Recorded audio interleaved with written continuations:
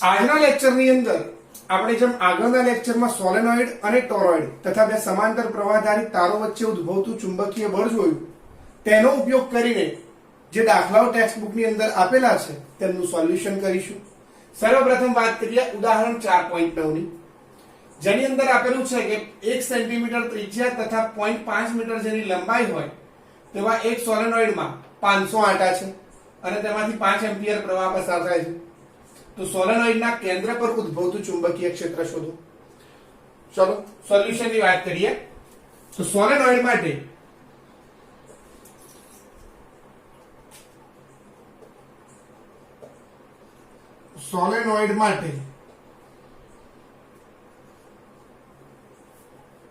સોલેનોઇડના મધ્યમાં અથવા વચ્ચે ઉદ્ભવતું ચુંબકીય ક્ષેત્ર B બરાબર મુન્ની, જે આપણે આગળ થિયરીમાં ભણી ચૂક્યા છીએ. B બરાબર μ0 ni, જ્યાં n એકમ લંબાઈ દીઠ આંટાઓની સંખ્યા. તો એ કેવી રીતે મેળવીશું? Is equal to μ0 into capital N into I divided by L, કારણ કે સ્મોલ n બરાબર કેપિટલ N બાય L થાય. કિંમતો મૂકીએ. μ0 4 પાઈ ક્રોસ 10⁻⁻⁷, n આંટાઓની સંખ્યા છે 500, I ની વાત કરીએ તો છે 5 એમ્પિયર ભાગ્યા L આપેલું છે 0.5 મીટર. વિદ્યાર્થી મિત્રો, હવે 0.5 5 ભાગ્યા 0.5 0.5 એટલે 5 ભાગ્યા 10 લખી શકાય. 10 છે ઉપર જાય તો 5 5 વડે એટલે ઉપર 10 બચે, એટલે 0.5 વડે જો 5 ને ભાગીએ તો ઉપર આવશે 10. બરાબર? એટલે આ 5 1 2 અને 3 મીંડા થશે, વત્તા 5 4 20 20 કરીએ એટલે 2 ગુણ્યા એક મીંડું બીજું, એટલે 1 2 3 અને 20 નું એક મીંડું એટલે 4, ટોટલ 10 ની 4 ઘાત અને આ -7 એટલે 10 ની -3 ઘાત. 10 ની 4 ઘાત ઓછા 10 ની -7 એટલે 10 ની -3 ઘાત બચશે. હવે બીજું 5 ગુણ્યા 4 5 4 20 માંથી એક મીંડું આપણે આગળ લઈ લીધું, પણ 2 બચ્યા. 2 ગુણ્યા પાઈ એટલે 2 પાઈ એટલે અહીંયા બચશે આ 2 પાઈ ક્રોસ 10⁻³ તો પાઈ ની કિંમત 3.14 મૂકીએ તો 3.14 ગુણ્યા 2 એટલે આવશે જવાબ 6.28 ગુણ્યા 10 ની -3 ઘાત ટેસ્લા. આ છે જવાબ. 4.7 ની વાત કરીએ તો 4.7 ની અંદર એકબીજાને સમાંતર રહેલા બે પ્રવાહધારી તાર આપેલા છે A અને B, જે બંને 4 સેન્ટીમીટર અંતરે રહેલા છે. આ 4 સેન્ટીમીટર ને હું મીટરમાં ફેરવું તો 4 ગુણ્યા 10 ની -2 ઘાત મીટર. આ ઉપરાંત તેમાંથી કીધું છે A વાહક તારની અંદર 8 એમ્પિયર પ્રવાહ અને B માંથી 5 એમ્પિયર પ્રવાહ, આ બંને પ્રવાહ એક જ દિશામાં વહે છે. તો પૂછ્યું છે કે તાર A ના 10 સેન્ટીમીટર લંબાઈના વિભાગ પર લાગતું બળ શોધો. વિદ્યાર્થી મિત્રો, આગળ થિયરીમાં આપણે જોઈ ગયા તે મુજબ બે સમાંતર પ્રવાહધારી તારો વચ્ચે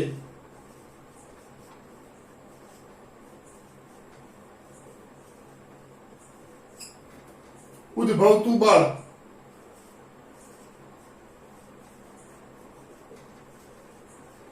સૂત્ર આપણે જોઈ ગયા છીએ. F is equal to μ0 I1 I2 upon 2 pi d into L. હવે I1 I2 ની જગ્યાએ અહીંયા લખીશું IA IB, તો IA IB upon 2 pi d into L. કિંમતો મૂકીએ તો જોઈએ. μ0 એટલે 4 પાઈ ક્રોસ 10⁻⁷, IA આપણને આપેલું છે 8 એમ્પિયર, IB આપેલું છે 5 એમ્પિયર ભાગ્યા 2 પાઈ ગુણ્યા D આપેલું છે 4 ગુણ્યા 10 ની -2 ઘાત અને L આપેલું છે 10 સેન્ટીમીટર અને મીટરમાં ફેરવીએ તો 10 ની -1 ઘાત મીટર, તો ગુણ્યા 10 ની -1 સાદુરૂપ આપીએ. 2 પાઈ 2 જા 4 પાઈ, 4 દૂની 8. બરાબર? હવે જોઈએ આ 10 ની -2 ઘાત ઉપર જાય તો પ્લસ થશે, -7 -1 એટલે ઉપર -8 ઘાત છે, આ -2 ઉપર ગઈ એટલે +2 થઈ, એટલે -8 માંથી 2 કાઢીએ એટલે -6 વત્તા 5 ગુણ્યા 2, 5 ગુણ્યા 2 10, 5 દુ 10 એટલે 10 ની 1 ઘાત પ્લસ બીજી એડ થશે, તો 10 ની -8, આ ઉપર છે +2 +1 એટલે +3, -8 માંથી +3 બાદ કરીએ તો જવાબ આવશે -5, એટલે આ છે 10⁻⁵ અને અહીંયા બચ્યું છે 2 એટલે 2 ગુણ્યા 10 ની -5 ઘાત ન્યૂટન. અચ્છા, હવે અહીંયા વાત કરેલી છે કે બંને તારમાંથી એક જ દિશામાં પ્રવાહનું વહન થાય છે. જો પ્રવાહની દિશા સમાન હોય તો આપણે થિયરીમાં ભણી ગયા તે મુજબ આ બળ જે છે એ કેવા પ્રકારનું હશે? આકર્ષી પ્રકારનું. તો અહીંયા લખીશું આકર્ષી બળ. અથવા તો બળ જે છે સદિશ ભૌતિક રાશિ એટલે એની દિશા બતાડવી પડે. તો અહીંયા આપણને પૂછ્યું તાર A ના વિભાગ પર લાગતું બળ, એટલે તાર B વડે A પર લાગતું બળ. તો A પર લાગતું બળ જે છે હંમેશા લંબ રૂપે હશે તાર એને, અને તે B તરફ હશે. તો દિશા તમારે લખવી હોય તો આ રીતે લખી શકો કે તાર A ને લંબ રૂપે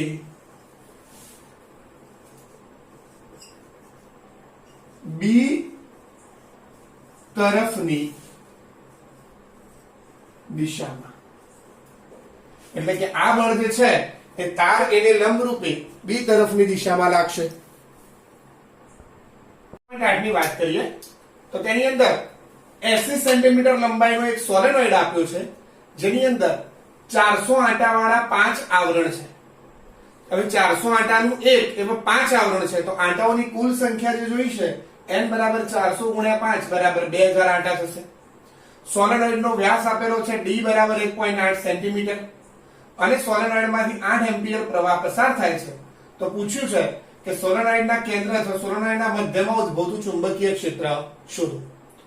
વિદ્યાર્થી મિત્રો, સોલેનોઇડ માટે આપણે ભણી ગયા છીએ કે સોલેનોઇડ માટે B બરાબર મુન્ની,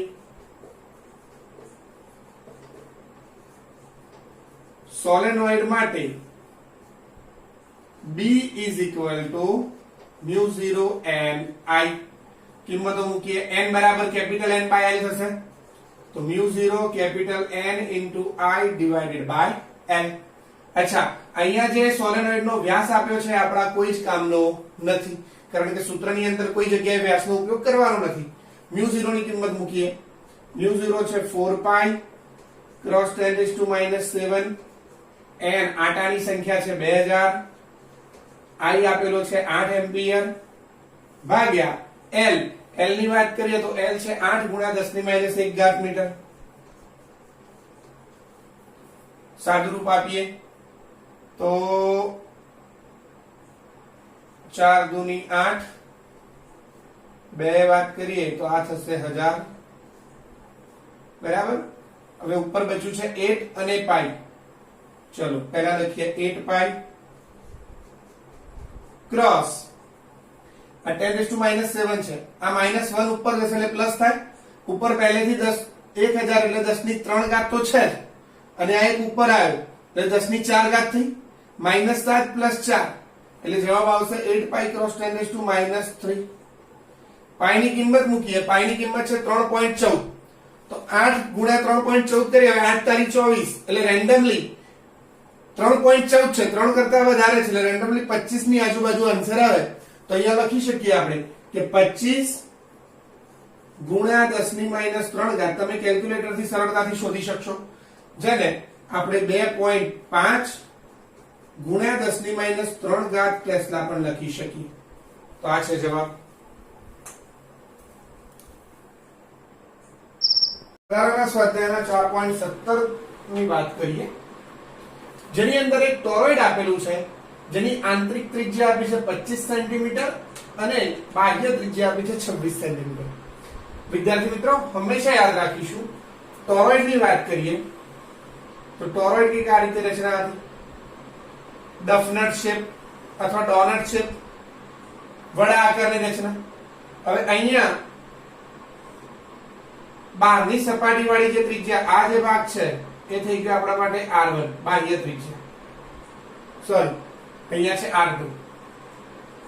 અને આ જે ભાગ છે એ છે R1 આંતરિક ત્રિજ્યા. જ્યારે પણ ટોરોઇડ માટે આપણને આંતરિક ત્રિજ્યા અને બાહ્ય ત્રિજ્યા આપી હોય ત્યારે આપણે આ બંનેની સરેરાશ લઈને ટોરોઇડની સરેરાશ ત્રિજ્યાને ટોરોઇડની ત્રિજ્યા તરીકે લઈએ છીએ. તો ટોરોઇડની ત્રિજ્યા R જ્યારે શોધવી હોય ત્યારે R1 અને R2 ની સરેરાશ શોધવાની, અને R1 અને R2 ની સરેરાશ શોધીએ એટલે બંનેનો સરવાળો ભાગ્યા 2. તો સર્વપ્રથમ કામ આપણે શું કરીશું? ટોરોઇડની સરેરાશ ત્રિજ્યા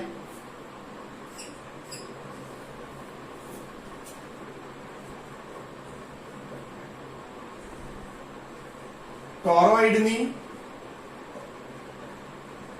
સરેરાશ ત્રિજ્યા. તો ટોરોઇડની સરેરાશ ત્રિજ્યા R is equal to R1 plus R2 divided by 2. બરાબર. વાત કરીએ તો 25 વત્તા 26 ભાગ્યા 2. અને આ કરીશું તો જવાબ આપણને મળશે 25.5 સેન્ટીમીટર. એટલે કે 25.5 ગુણ્યા 10 ની માઈનસ 2 ઘાત મીટર. આ થઈ ગઈ ટોરોઇડની સરેરાશ ત્રિજ્યા. હવે વાત કરીએ, અહીંયા પ્રશ્નમાં તમને એવું પૂછવામાં આવેલું છે કે ટોરોઇડની બહારના બિંદુએ ચુંબકીય ક્ષેત્ર શોધો. આ ઉપરાંત ટોરોઇડના ગર્ભ ભાગમાં એટલે કે કોરમાં ચુંબકીય ક્ષેત્ર શોધો, અને ટોરોઇડના અંતરિયાળ વિસ્તારમાં એટલે અંદરના બિંદુએ ચુંબકીય ક્ષેત્ર શોધો. તો આપણે થિયરીમાં ભણી ચૂક્યા છીએ કે ટોરોઇડની બહાર ચુંબકીય ક્ષેત્ર શૂન્ય હોય છે. આ ઉપરાંત ટોરોઇડની વચ્ચેના ખાલી ભાગમાં પણ ચુંબકીય ક્ષેત્ર શૂન્ય જોવા મળે છે, અને ટોરોઇડની કોરમાં ઉદ્ભવતું ચુંબકીય ક્ષેત્ર મુન્ની જેટલું હોય છે. તો કિંમતો મૂકીએ, જોઈએ શું થાય છે. સર્વપ્રથમ વાત કરીએ ભાગ A.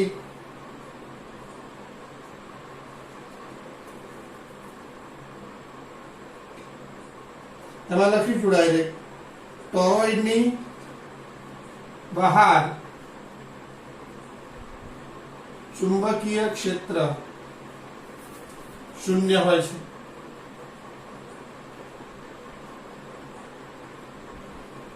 ટોરોઇડની બહાર ચુંબકીય ક્ષેત્ર શૂન્ય હોય છે. B.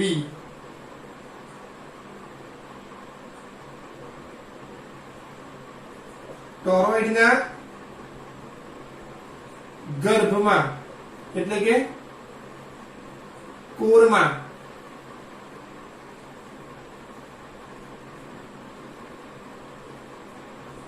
ઉદ્ભવતું ચુંબકીય ક્ષેત્ર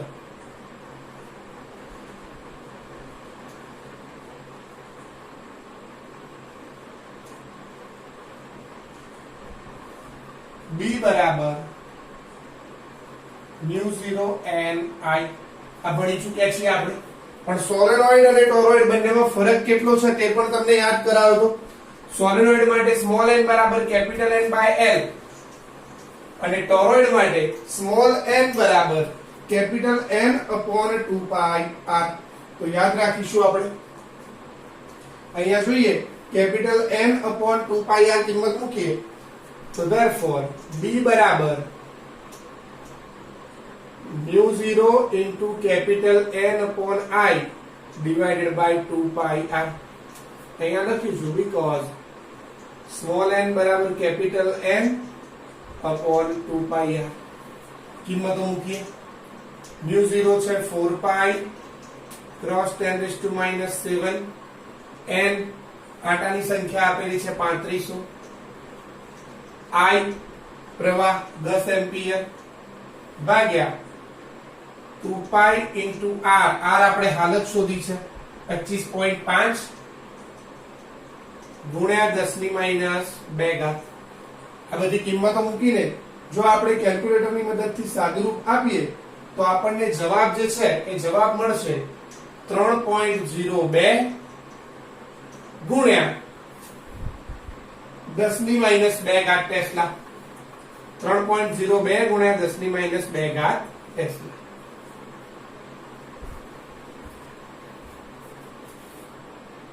ઉદાહરણના સ્વાધ્યાયમાં 4.26 જે દાખલા નંબર આપ્યો છે એની વાત કરીએ. 4.26 ની અંદર એક સોલેનોઇડ આપ્યું છે જેની લંબાઈ તમને આપેલી છે 60 સેન્ટીમીટર અને સોલેનોઇડની ત્રિજ્યા આપેલી છે 4 સેન્ટીમીટર. આ ઉપરાંત સોલેનોઇડમાં 300 આંટા વાળું એક એવા ટોટલ 3 સ્તરો એક ઉપર એક વીંટાળેલા છે, તો સોલેનોઇડ ની અંદર આંટાઓની કુલ સંખ્યા 900 થશે. તથા સોલેનોઇડ ની અંદર સોલેનોઇડ ની અક્ષને લંબ રૂપે એક બીજો સળિયો મૂકેલો છે, બીજો તાર મૂકેલો છે, જે તારનું દળ આપેલું છે 2.5 ગ્રામ અને તારની લંબાઈ છે 2 સેન્ટીમીટર. સોલેનોઇડ ની લંબાઈથી આ લંબાઈને અલગ પાડવા માટે મેં L1 વડે રજૂ કરી છે. અહીંયા જે ડેટા દર્શાવ્યો છે પહેલા એ સોલેનોઇડ નો છે અને નીચેનો ડેટા જે છે એ તારનો ડેટા દર્શાવે છે. તારમાંથી કે છે 6 એમ્પિયર પ્રવાહ પસાર થાય છે. તો સોલેનોઇડના આંટાઓમાંથી કેટલા પ્રવાહનું વહન કરાવવું જોઈએ કે જેથી તે તારના વજન બળને સમતોલે? પહેલા તો પ્રશ્ન સમજીએ. સોલેનોઇડની અક્ષને લંબ રૂપે વાહક સળિયો તથા બંને જે છે એ સમક્ષિતિજ સમતલમાં છે. તો આ વાત કરું સમક્ષિતિજ સમતલ. આ સમક્ષિતિજ સમતલની અંદર આ જે ભાગ છે એ સોલેનોઇડની અક્ષ છે, જે અહીંયા મૂકી. તથા આને કહી દઉં સોલેનોઇડની અક્ષ. આ જે ભાગ છે સોલેનોઇડની અક્ષ અને એ અક્ષને લંબ રૂપે સમક્ષિતિજ સમતલમાં એક સળિયો, એટલે આ રીતે લંબ રૂપે એક સળિયો મૂકેલો છે. તો સોલેનોઇડમાંથી કેટલા મૂલ્યનો પ્રવાહ વહેવડાવવો જોઈએ કે જેથી આ સળિયા પર લાગતું જે વજન બળ છે એ વજન બળને સોલેનોઇડ આ તાર પર લાગતું ચુંબકીય બળ સમતોલે? તો સર્વપ્રથમ ધારણા કરીએ. ધારો કે સોલેનોઇડમાંથી I જેટલા પ્રવાહનું વહન થાય છે. ધારો કે સોલેનોઇડમાંથી I જેટલા પ્રવાહનું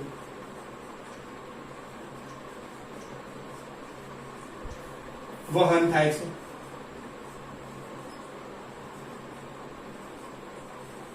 સોલેનોઇડમાંથી I જેટલા પ્રવાહનું વહન થાય છે. આથી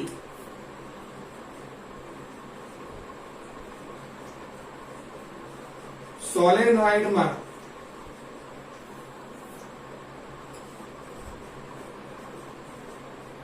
ઉદ્ભવતું ચુંબકીય ક્ષેત્ર જો વાત કરીએ તો સોલેનોઇડમાં ઉદ્ભવતું ચુંબકીય ક્ષેત્ર B બરાબર μ0 Ni પ્રમાણે μ0 capital N into I divided by L, જ્યાં L એ સોલેનોઇડની લંબાઈ થશે. હવે વાત કરીએ. આ ચુંબકીય ક્ષેત્રમાં પેલો સળિયો મૂકેલો છે, તો આપણે ભણી ગયા કે પ્રવાહધારિત સળિયાને અથવા તારને ચુંબકીય ક્ષેત્રમાં મૂકવામાં આવે તો તેના પર લાગતું ચુંબકીય બળ પ્રવાહધારિત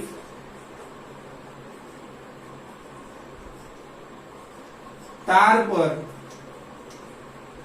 લાગતું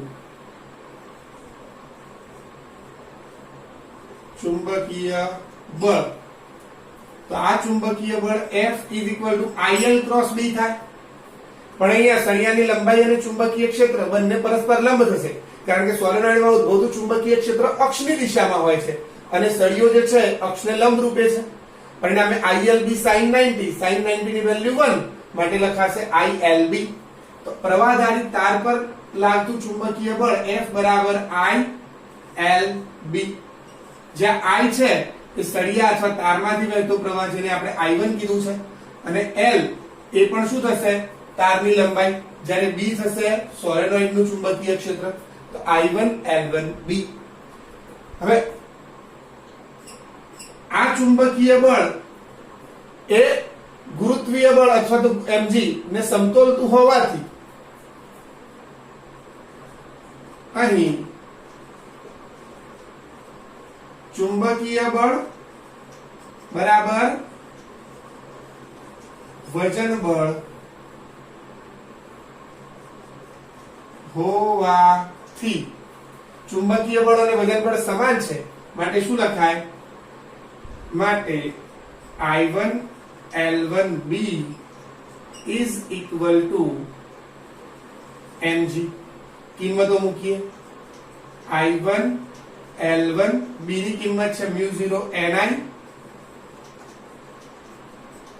divided by L is equal to mg. હવે અહીંયા આપણે I શોધવાનો છે, તો I ને સૂત્રનો કરતા કરીએ તો I બરાબર, બાકી બધી વસ્તુ પેલી બાજુ લઈશું, L છેદમાં છે તો અંશમાં જાય, I બરાબર mgl divided by I1 L1 mu 0 n, I1 L1 mu 0 n કિંમતો મૂકીએ.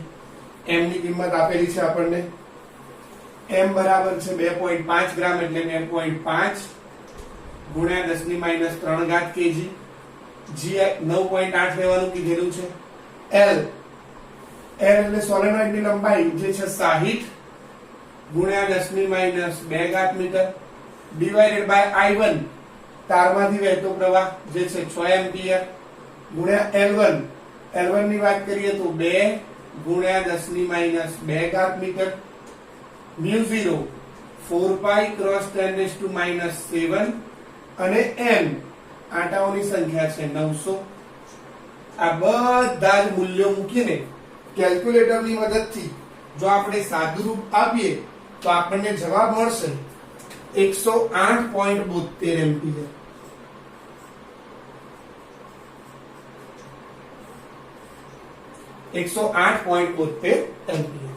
આમ પ્રશ્ન સરળ છે, ખાલી સમજો તો કામ સરળ છે. અહીંયા ચુંબકીય બળ અને વજન બળ બંનેને સરખાવવાનું છે, અને ચુંબકીય બળમાં જે B છે એ સોલેનોઇડ વડે ઉદ્ભવતું ચુંબકીય ક્ષેત્ર છે એ આપણે યાદ રાખીશું.